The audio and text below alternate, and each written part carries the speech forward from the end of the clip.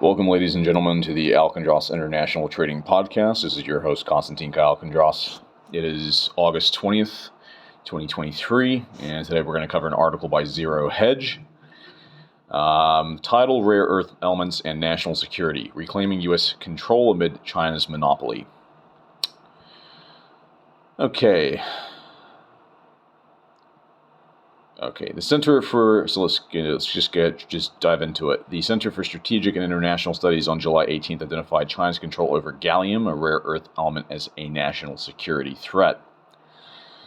Rare earth elements, REEs, are crucial to the U.S. security, to the U.S. military, but China holds the key. China possesses 36% of the world's known rare earth reserves and controls 70% of the world's extractive capacity, and then an astonishing 90% of the processing capacity. I'm not sure I quite believe those numbers because, China does import a lot of rare earth materials, but I'm not sure I believe that they control, that they have that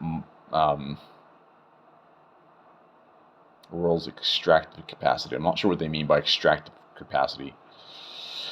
China possesses 36% of the world's known earth reserves. I'm not sure if I quite buy that, considering Russia and the rest of the world is just as large. But this dominance in extraction and processing gives China, I think they're just fudging the numbers, to be honest with you. They're trying to make China appear to be more of a threat than it actually is.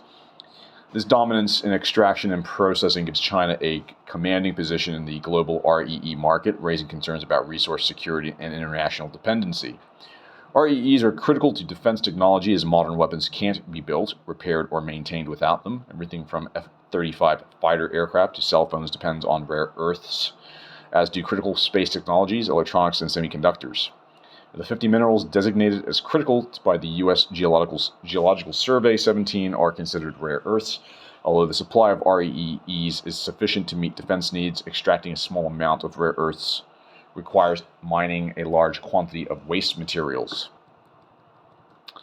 In February 2022, the Biden White House issued a statement acknowledging how critical minerals provide the building blocks for many modern technologies and are essential to U.S. national security and economic prosperity. The statement went on to outline steps that the administration was taking to secure the U.S. supply chain. However, the problem remains unresolved. One of the reasons why the U.S. and Western nations can't compete with China in rare earth mining is environmental regulations. Well, they did that to themselves. All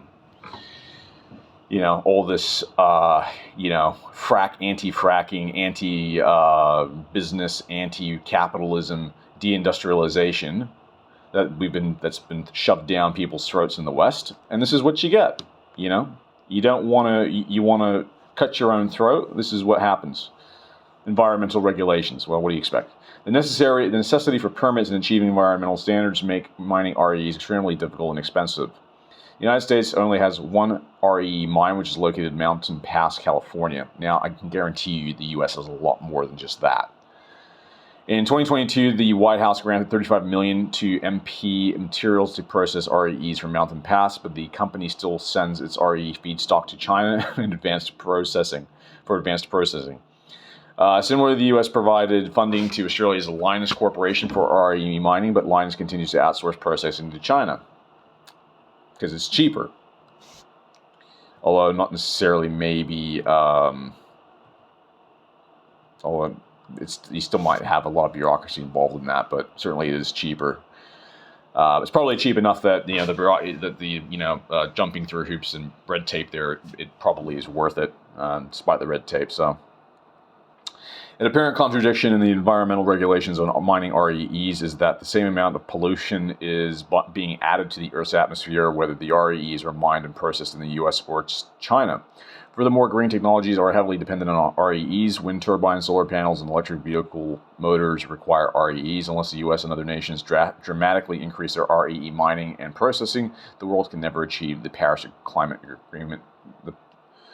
Dramatically increase their REE mining and processing, the world can never achieve the Paris Agreement's climate change goals. Well, I thought the whole reason why the climate change goals was to deindustrialize and not frack and mine as much. So I'm not sure what they mean by that, but to emit To meet emission reduction targets set by President Joe Biden, I'm not going to say president, I'm just going to say Sleepy Joe, the United States will have to increase its electricity generation by 60% by 2023. How the heck? Yeah, I don't get this. It's completely contradictory. How are you supposed to meet your emissions reductions and while at the same time by having to increase electricity generation? I don't get that. Unless they were going to do it via renewals, which, cannot meet the, they're not going to be able to produce that much. With the growing sales of electric cars and wind turbines, Boston Consulting Group estimates that demand for REE will increase to 466 kilotons by 2035 from 170 kilotons in 2022.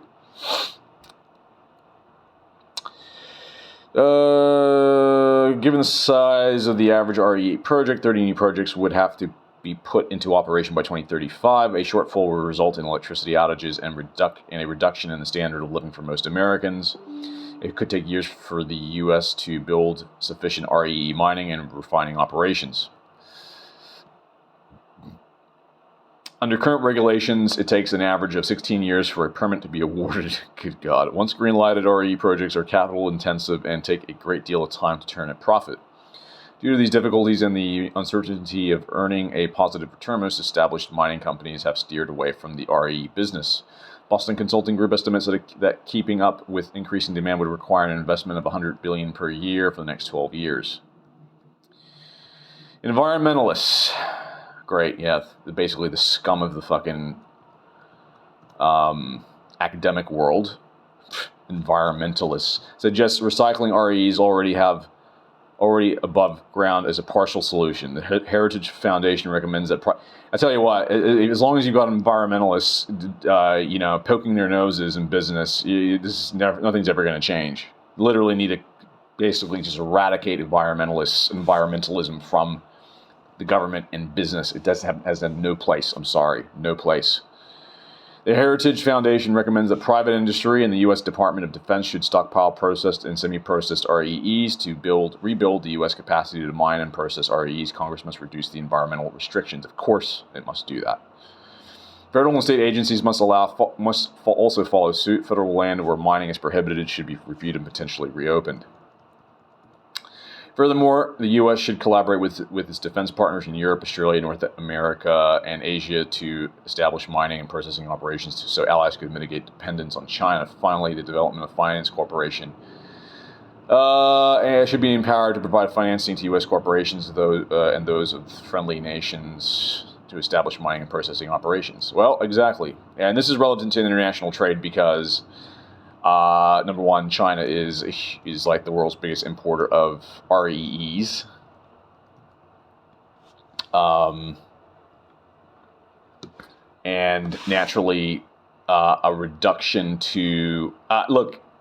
This would be good for to some degree, maybe not so much for international trade, but from a business and capitalist perspective. If you're a business person in the West, this could be good because you'll start to see the West. I think the West, honestly, for a while now has been pretty closed off, and it's been pretty consolidated. Whereas now, if they were to open things up and reduce restrictions on, REs, then that would open up things for other areas. I think you would see more economic activity, which is really needed in the West, and which would then thus further open up opportunities for smaller business people. So this is good. And furthermore, increase international trade in the West, which is good. So, yeah, I'm just looking at the comments here. Someone says rare earth minerals are not rare; they're all over the earth. That's right. What is rare is a country allowing them to be mined and refined. China allows it; the EPA doesn't. This is why China has them. Exactly, I agree.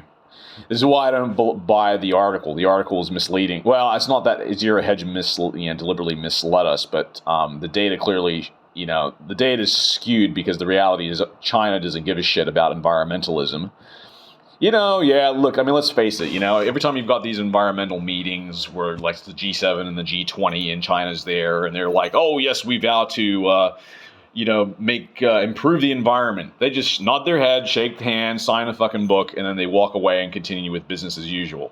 So, like, these stupid bullshit Paris agreements and climate change agreements mean shit.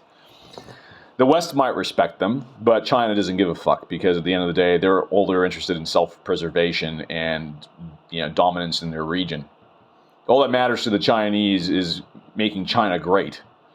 So, the West right now is very much cucked with its attitude, because of liberals and, environmentalism. We've been, people in the West have been brainwashed with this crap. And this is why you're seeing, further, you're seeing deindustrialization, further unemployment, further economic depression in the West, because of you can thank your government for this, because they've made it so restrictive to do any kind of business and so expensive it's not worth doing anything. So and you can thank liberals for that, and Democrats and Labor if you're in like Australia or New Zealand. So hopefully, what I'm taking away from this is hopefully we'll see things start to open up again in the West, because obviously if they can push this, if they can peel back this, these stupid deindustrial policies and environmentalist policies, we'll see more commerce and more business activity in the West, which will then further open up opportunities. So, it matters in international trade because, you'll see more of it occurring if the West decides to reduce restrictions and also start to process in its own countries as well. So, this article might be foreboding or foretelling future changes. So we'll see what comes of it. So, may end up doing another edition later today. We'll see. For now, we'll leave it at that. I'll just plug our website, which is www.alkindrostrading.com. There you can become a member, make comments on our forum, ask questions, promote offers, find buyers and sellers. We're currently building our website and converting it into sort of basically a version of Alibaba, a better version, hopefully. We'll see.